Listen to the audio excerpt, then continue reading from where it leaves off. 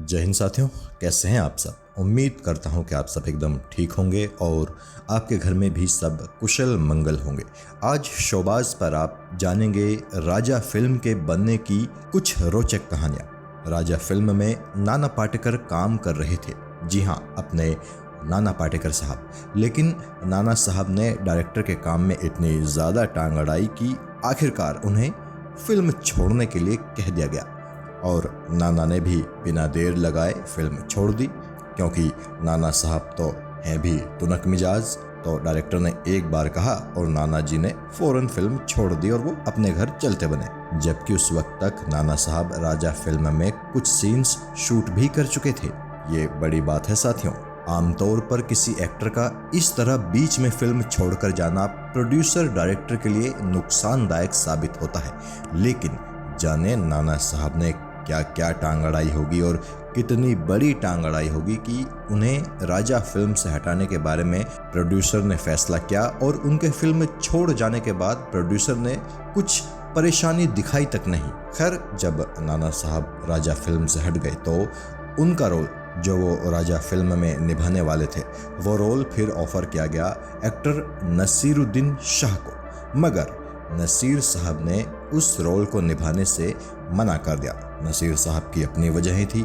उन्हें लग रहा था कि भाई साहब, अगर मैं ये रोल निभाऊंगा तो फिर मुझे इसके लिए बहुत ज़्यादा होमवर्क करना पड़ेगा, बहुत ज़्यादा तैयारी करनी पड़ेगी, क्योंकि वो रोल एक मेंटली चैलेंज, जी हाँ, मानसिक तौर पर विक्षिप्त व्यक्ति का था। विक्षिप्त शायद सही शब्द नहीं है, तो एक मानसिक तौर पर बीमार व्यक्ति का वो किरदार था। नसीर साहब वो रोल निभाने के लिए तैयार नहीं हुए, क्योंकि उस वक्त वो खुद को ब्रेक देना चाहते थे एक्टिंग से। जबकि ये रोल था ऐसा कि इसके लिए कड़ी मेहनत उन्हें करनी पड़ती। तो आखिरकार जब नसीर साहब ने भी मना कर दिया तो फिर भाई साहब अप्रोच किया गया परेश रावल साहब का, और परेश रावल साहब ने वो रोल स्वीकार भी कर लिया। फिर जब शूटिंग की बात हुई तो परेश रावल साहब सेट पर आए और उन्होंने अपना वो रोल इतना बेहतरीन निभाया कि सभी ने परेश रावल जी को उस रोल में बहुत पसंद किया। फिल्म फेयर वालों ने भी परेश रावल जी को best supporting actor award category में नॉमिनेट किया। साथियों, 2 जून 1995 के दिन राजा फिल्म रिलीज हुई थी और जैसा कि आप जानते हैं कि इस फिल्म के हीरो थे संजय कपूर और हीरोइन थी माधुरी दीक्षित। ये फिल्म बहुत कामयाब रही थी बॉक्स ऑफिस पर। इस फिल्म का बजट था 4 करोड़ 25 लाख रुपए और कमाई की थी इस फिल्म ने, भाई साहब जानते हैं कितनी? 20 करोड़ 33 लाख रुपए। जी हाँ, 20 करोड़ 33 लाख रुपए। यानी ये फिल्म ब्लॉकबस्टर साबित हुई थी। इस तरह संजय कपूर जी को अपने करियर की शुरुआत में ही एक बड़ी सफलता मिल गई थी। हालांकि एक बात और जान लीजिए, इस फिल्म के लिए माधुरी दीक्षित की ज़्यादा तारीफें हुई थी। उनकी एक्टिंग की सबने प्रशंसा की थी और बहुत लोगों का कहना था कि संजय कपूर से ज़्यादा माधुरी दीक्षित का काम प्रभावशाली है इस फिल्म में। मेरा मानना है कि माधुरी दीक्षित जी ने वाकई में शानदार काम किया था इस फिल्म में, लेकिन संजय कपूर जी की एक्टिंग भी कम नहीं थी। पर लोगों के अपने अपने विचार हैं, अपनी अपनी मान्यताएं हैं और लोगों का सबका फिल्म देखने का अपना तरीका है। तो जिसको जो सही लगा उसने वो कहा। मुझे ये सही लग रहा है तो मैं ये कह रहा हूँ। एनीवेज, आगे बढ़ते हैं। माधुरी दीक्षित जी को बेस्ट एक्ट्रेस कैटेगरी में फिल्म फेयर अवार्ड के लिए नॉमिनेशन किया गया था, मगर ये अवार्ड मिला था उस साल काजोल जी को DDLJ फिल्म के लिए। वैसे आपको एक और बात बता दूं कि माधुरी दीक्षित इसी साल, जिस साल काजोल को best actress film fair award मिला था, माधुरी दीक्षित एक और फिल्म के लिए इसी कैटेगरी में नॉमिनेट हुई थी और वो फिल्म थी याराना, जिसमें उनके अपोजिट थे ऋषि कपूर। याराना फिल्म का एक गाना बहुत हिट हुआ था भाई साहब, और वो गाना था मेरा पिया घर आया ओ राम जी। साथियों, साल 1995 की टॉप 5 सबसे सक्सेसफुल फिल्मों की बात करें तो उस साल नंबर 1 पर रही थी शाहरुख काजोल की DDLJ ने 53 करोड़ 31 लाख रुपए की कमाई की थी और DDLJ को ऑल टाइम ब्लॉकबस्टर घोषित किया गया था। दूसरे नंबर पर रही थी करण अर्जुन, जिसने 25 करोड़ 28 लाख रुपए कमाए थे और सुपर ब्लॉकबस्टर कहलाई थी।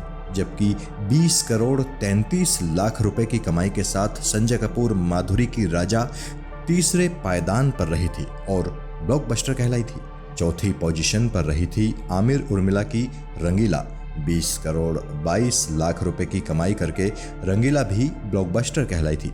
जबकि 5वें स्थान पर रही थी बॉबी देओल ट्विंकल खन्ना की बरसात, जिसने 19 करोड़ 18 लाख रुपए कमाए थे और सुपरहिट कहलाई थी। तो साथियों, ये थी राजा फिल्म की मेकिंग से जुड़ी कुछ अनसुनी बातें। आई होप कि ये बातें आपको पसंद आई होंगी। आप चाहें तो कमेंट करके अपना फीडबैक भी मुझे दीजिएगा कि इस तरह के वीडियोस में आप और क्या क्या जानना चाहेंगे या किस तरह के बदलाव चाहते हैं। आपका स्वागत है कमेंट सेक्शन में।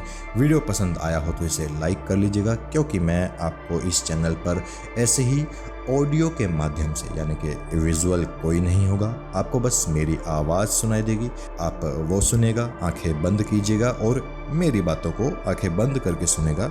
मुझे उम्मीद है कि आपको मेरी बातें पसंद आएंगे। बाकी देखिए, दुनिया में तो तमाम तरह के यूट्यूब चैनल्स हैं, तमाम तरह की आपको इन्फॉर्मेशंस मिलती हैं, फिल्मों से जुड़े हुए भी तमाम चैनल हैं, तो सभी अच्छा कर रहे हैं और सबका अपना अपना पैटर्न है।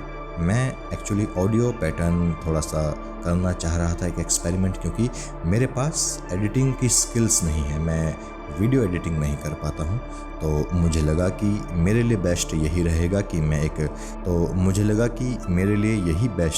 मैं ठीक ठाक क्वालिटी में अपनी आवाज़ रिकॉर्ड करूँ, एक अच्छा सा ऑडियो रिकॉर्ड करूँ, उस ऑडियो में तमाम जानकारियाँ दूँ और फिर उसको वीडियो बनाकर यूट्यूब पर अपलोड कर दूँ।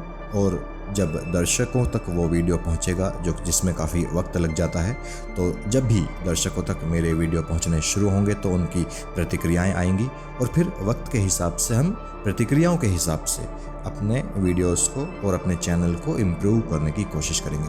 ठीक है साथियों, विदा लेते हैं आपसे। बाय बाय, जय हिंद, जय भारत। अपना ध्यान रखिएगा, अपने परिवार का ध्यान रखिएगा और देश की खुशी के लिए प्रार्थनाएं कीजिएगा, दुआएं कीजिएगा, अरदास लगाइएगा।